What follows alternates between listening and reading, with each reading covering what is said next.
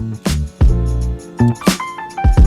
everyone, we are back with another episode of The Pulse, hosted by myself, Jade Curtis. I'm standing here with Dr. Sackey. How you doing, Dr. Sackey? I'm doing great. How you doing? Wonderful. How's your mental? I'm pretty good. I'm in a good space. That's good. Not too stressed. There you go. That's good. That's good. Good. So can you tell me a little bit about what you do and what makes you so passionate about it? Yes. So I am a psychopharmacologist. Essentially, my background is PharmD, but I have a specialty in psychiatry. I'm currently with the VA, Veterans Affairs. But outside of that, mental health is my world. I love it. I have a mental health coaching business that I recently launched. It's called Mental Keys. And the project behind the community around Mental Keys is Your Mind is Our Business. And that is a play on the concept of how in our community, Black communities, we tend to mind our own business, right? Like, how you feeling? Like, mind your business. Back off, Yeah. Very guarded. So it's like, no, how about your mind is our business, right? Let's actually engage the conversation around mental health and steps that we can take to actually heal as a community. I love So I'm big on education around mental health and just embracing and just normalizing that process. Yeah, absolutely. I love that. Mind your business is something that we say a little too often. Yeah. And I think especially when it comes to our health, we do need to be a little bit more considerate of each other and our mental health and ask each other about it. So absolutely. So can you tell me a little bit more about your organization and some of the ways that you are helping our community improve their mental health? For sure. So Mental Keys, LLC, under that, like I said, Your Mind's Our Business is the project of the community. Within the coaching business, I recently launched a mental health calculator or mental wellness calculator. Yeah. And so what I wanted to do is gather or focus on the concepts or the factors that can affect our mental health. And what I noticed just practicing in the field is that there's not a lot of tools that measures in things that affects Black folks, right? Things that African Americans, minorities, we face that can impact our mental health, like racism, discrimination, and certain aspects of our diet, right? So there's so many things that I wanted to put together, and it's research-based. So it's research-backing based. And these are elements that when they're not in line, when they're not in its optimal state, it can impact your mental health. So I wanted to gather those tools and be able to apply it to my clients, and they're actually categorized in zones. So either in the yellow zone, the red zone, or green zone. So red zone, obviously, there's some tools. Yeah, we need to work on some stuff. Let's talk about it. Yeah, yellow zone, you got some good factors. You know, your diet may be good, exercise may be okay, but what about your community? You have like a church or a group that you can go to tap into. What's your resource, your support system look like? Yes. Those are all different factors in the calculator. And then, of course, the green zone is like you're in a good space. Yeah. Keep that up. You know what I mean? And let's find ways to ensure it's sustainable. Yeah, I love that. And, you know, I feel like one of the things that's really intimidating about people addressing their mental health in the therapy is just being honest with yourself. Yes. So is the calculator intimidating? Or like, what are the next steps if you find out you are in that red zone? So I love that you said that. For each question, I put a little note that says, your truth is your superpower. So I want everyone to embody and embrace where they are, right? And it's not a shameful act. It's not to judge you where you are. It's saying, hey, these are some things you might not realize is impacting your mental health. And so let's tap into that, you know? And a lot of it too is with the questions, you can't tell which one is associated with the best score. You just kind of like put whatever you think is, you know, appropriate according to what you do. And then it calculates it for you at the end. So you may not recognize that, oh, this habit, I'm actually coping with this, right? I have a client who he essentially stopped using all sorts of drugs. He was addicted, unfortunately, to certain substances. But then he decided, you know, I want to focus on basketball. But basketball became his drug. So he was treating basketball in the same way that he was treating drugs. Really? Yeah. Wow. And you don't recognize that. Yeah. So there's I guess, wow. So, whoa. I'm sorry. That actually kind of blew my mind because like one thing that people tend to do, they dive into work or they dive into their hobbies or they start being really, really involved with something that they enjoy. But so you can do it too much. Yeah. Some people are addicted to stress. Like stress can actually be a drug for them. Like they chase it and they bury themselves into it and avoid all the other elements of their well-being. So if you look at substance abuse and the diagnosis for it, some of the elements includes just ignoring important aspects of your life or dismissing it to engage in it.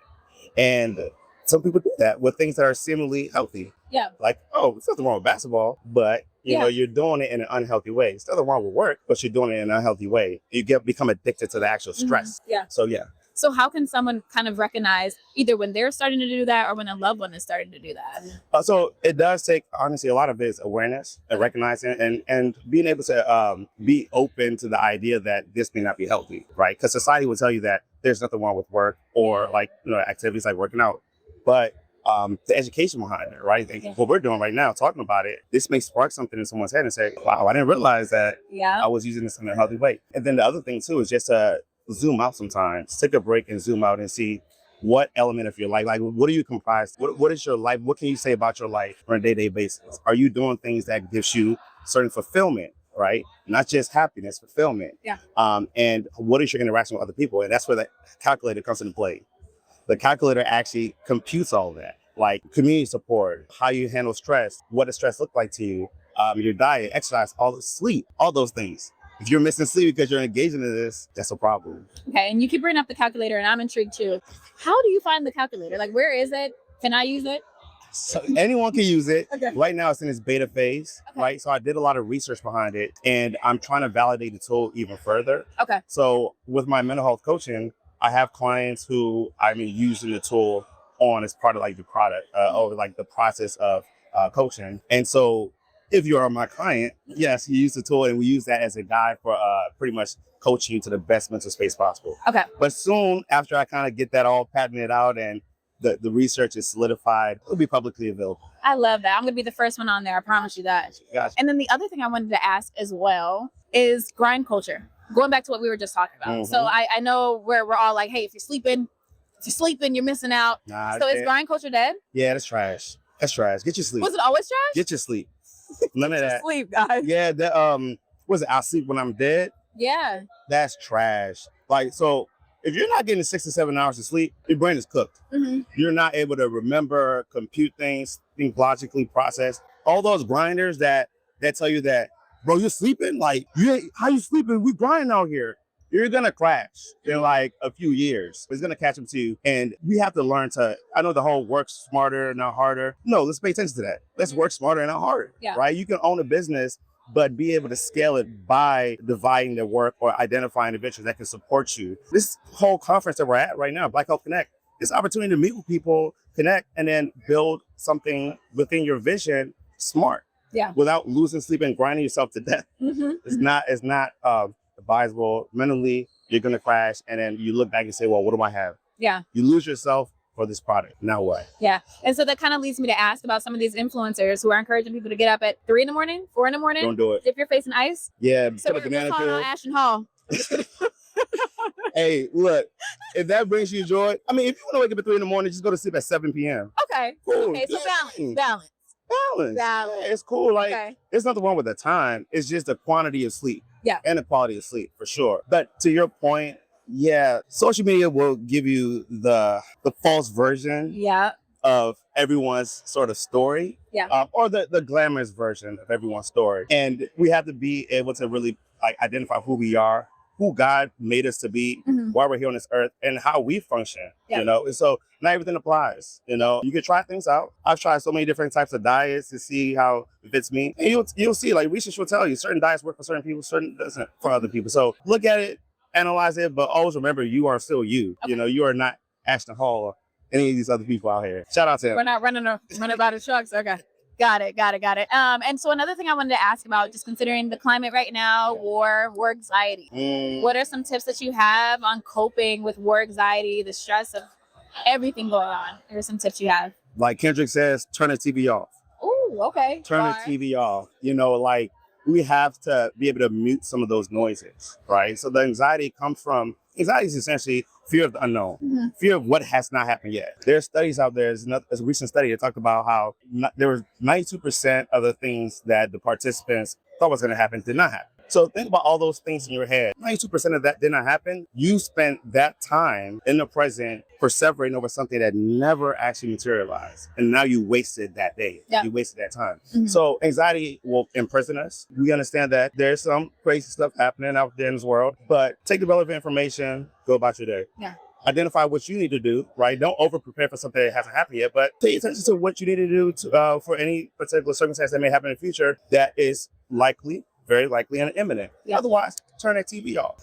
Go touch some grass. Yeah, absolutely. Go touch that grass. Okay, I love that. A tip for any male or anyone who notices their male counterpart, father, brother, boyfriend, husband, struggling with their mental health. One tip for them.